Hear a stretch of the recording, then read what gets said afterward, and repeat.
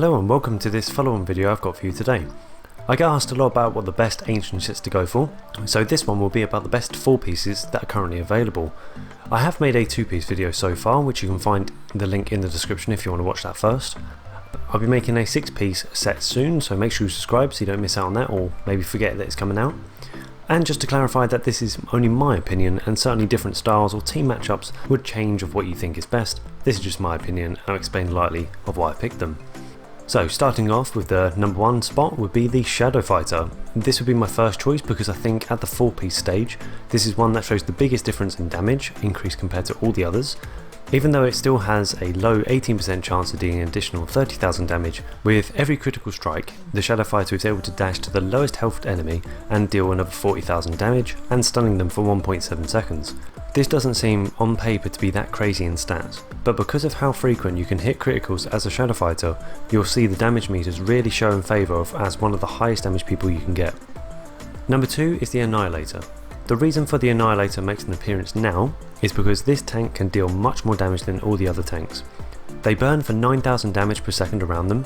After dealing 120,000 damage, his next attack will deal 45,000 damage and send out 3 shards to random enemies dealing another 25,000 damage each. That means already after dealing 120,000 damage, in quick succession they'll be able to deal another 120,000 on top of that. Plus, at the end of all this, they're meant to be a tank, so they're going to go the distance too. My third choice is the Illusionist.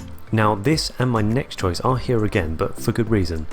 Even though the health and damage is reduced by 30%, the replica created can also use their artifact immediately, so make sure that you have a good artifact on them for damage, and make sure it's on the highest damage per second person, so you'll have double the effects.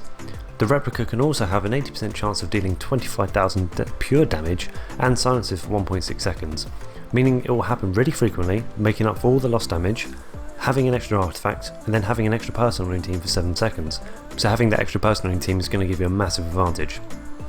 The 4th choice is going to be the Frost Death set. When it uses its spikes on 3 random enemies, it will deal 40,000 damage each, so a total of 120,000 damage. Also, as before, these enemies will also take 25% more damage, and their attack speed is slowed down by 40%. These particular enemies will also have a very high chance of being immobilized and unable to use their abilities for an additional 1.6 seconds. So basically that means you'll have more time to actually kill them before they can actually do any of their main abilities, which is pretty sweet.